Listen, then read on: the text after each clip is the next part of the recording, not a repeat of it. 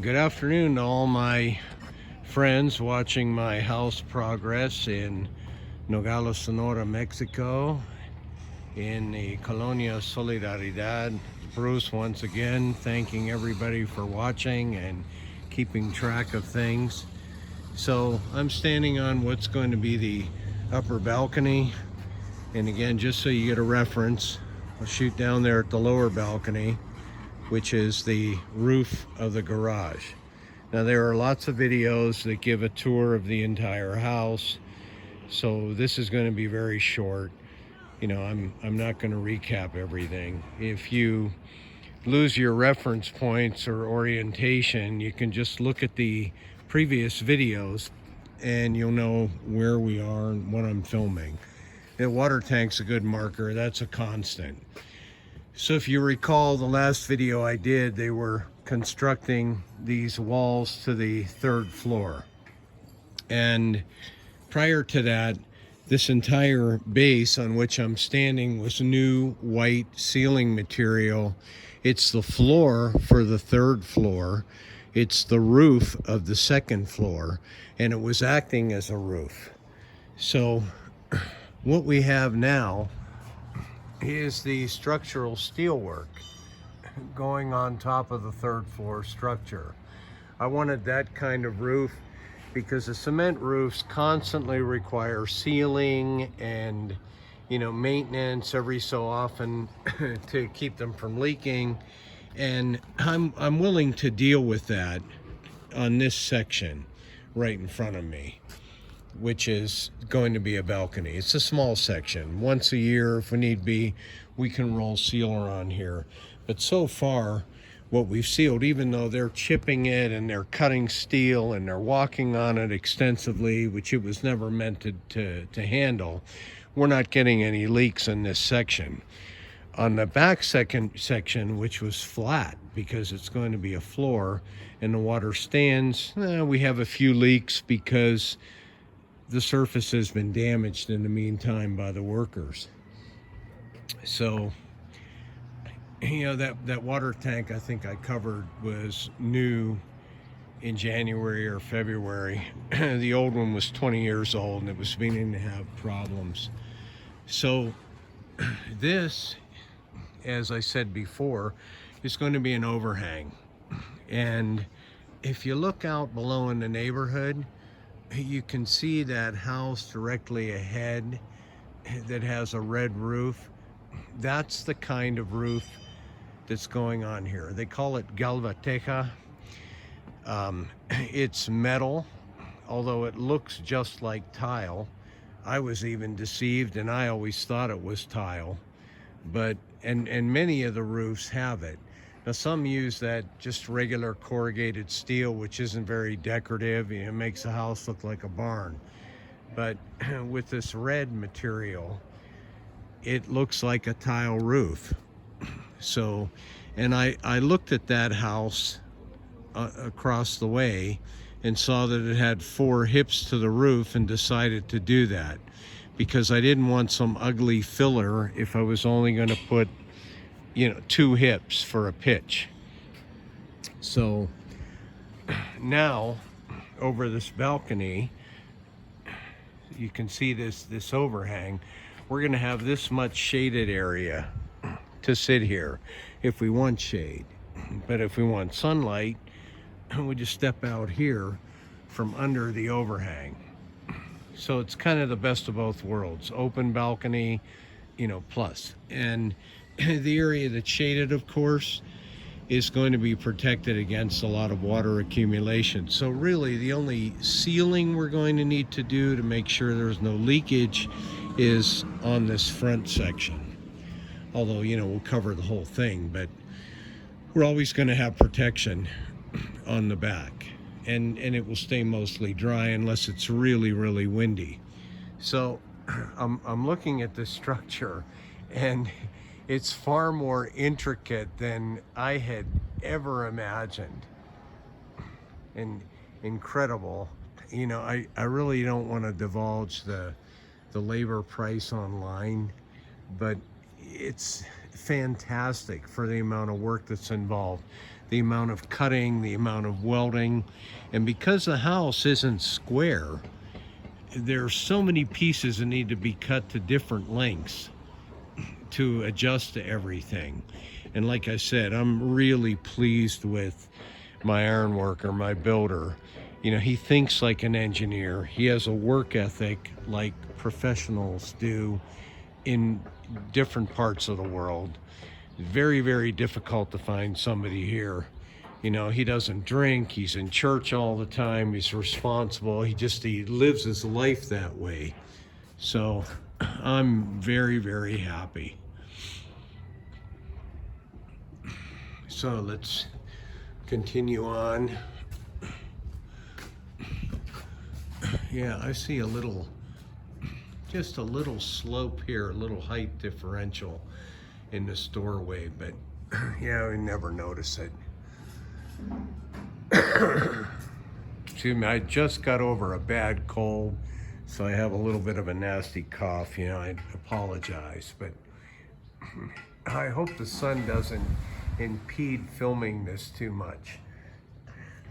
But you know, it's my first time up here since they actually started the seal work, and they're on lunch break right now. So I figured I wouldn't disturb them if I came up here. But this is really fantastic. So that galvanized material is going to ride on here, and on the corners, you know, they have cover pieces where the two meet, just like you do with a shingle roof or a tile roof. And then, yeah, they're talking about putting drywall ceiling in here. You know, this beam, well, I can almost touch it. You know, I didn't ask too much about the plan to do that, but yeah, they settled it in. It's still the overall ceiling's going to be high enough, but we're going to have this one big double section for support, you know, that actually landed down on the block walls. And I guess they had to do that to get the dimensions right. So, and I imagine that's going to be below the drywall finish, you know, because the drywall sheets are going to have to go right up against the top. So there's a lot of structural work to do yet, but I'm sure they're anxious just to get the top structure done so that they can get the sheeting on, which is going to keep the water out and let them be able to work in here. And of course, once that is done, the next thing is going to be the breathers, you know, where the beams meet. We're going to have openings, so we're going to need to have the screen put in to keep the bugs out and allow breathing, because once the drywall goes in, I don't want it to be a hot box up there. It's going to make the room hot. And then he'll put windows in, just like you've seen on the lower floor in the bathrooms and all of these openings. We'll have the window put in here. And just like, if you look at this corrugated steel, you see how there's a little opening on top of the block. And that's the temporary section that's coming out. But once the structure's on, it's going to be the same thing at the top of the wall. There's going to have to be screening for breathing all the way around, or metal, and just certain openings with a screen. So, you know, we already have I was up here when he knocked the holes in, but he already has all the conduits for all the outlets and switches in place. And of course, I think I covered this last time, all of the plumbing's in place. You know, this is going to be the bathroom. So the drain there to receive the toilet is in, the shower drain's in, the hot and cold water for the sink are here, the toilet's here, and the only thing that I think he needs to do is still run the hot and cold into this wall for where the shower is going to be. And that's going to involve some cutting of the block like he did below to put in the valves and so forth. But the rough plumbing is all present. So we're coming along. You know, if you think about how quickly the second floor moved along, granted, we have a year or two, but there's nothing like doing it cash. And I covered before, this is all going to be a closet, very big closet. And of course, this room is my man cave room, my office or guest bedroom, for anybody who comes to visit who wants to have a place to sleep. Excuse me. And of course, there's the bathroom just for this floor.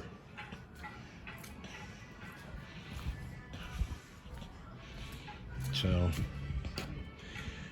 and not necessarily the greatest view in the world, looking at, a developing neighborhood.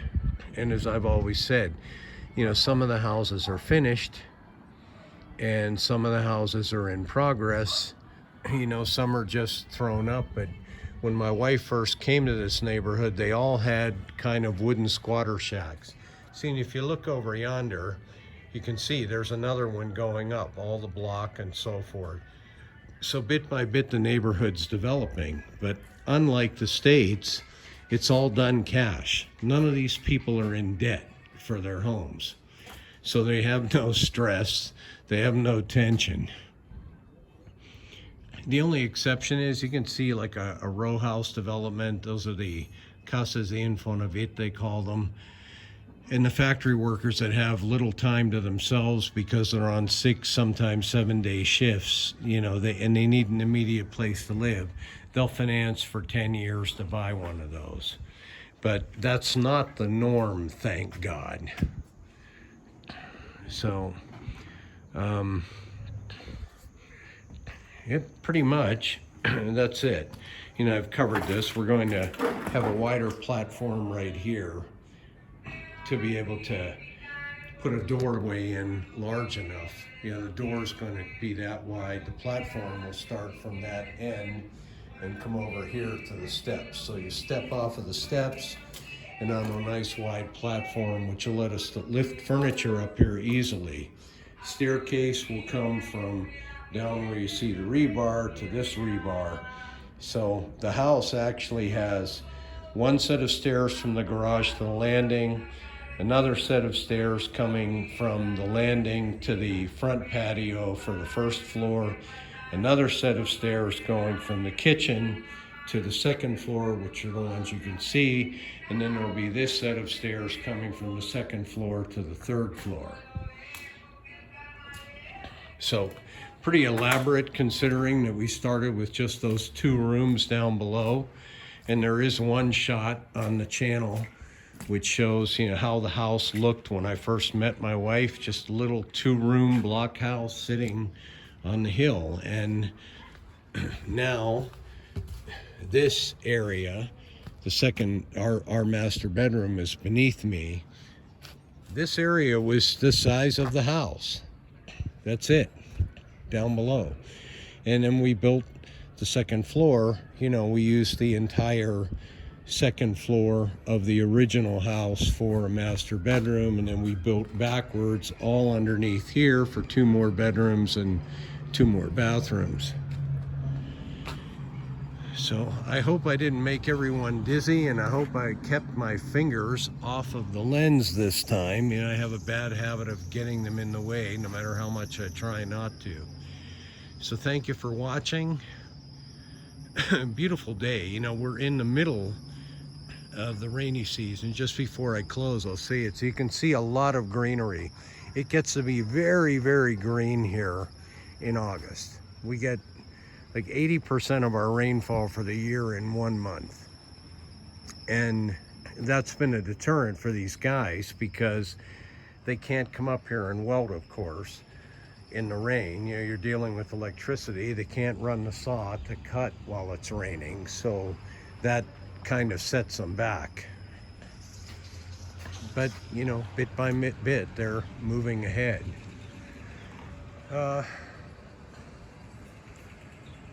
So I'm kind of hoping things will accelerate in September when the rain subsides.